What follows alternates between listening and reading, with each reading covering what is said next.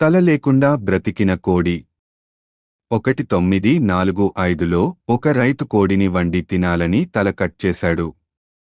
అయితే ఆశ్చర్యం ఏమిటంటే ఆ కోడి చచ్చిపోలేదు. అది తల లేకుండా కూడా బతికింది.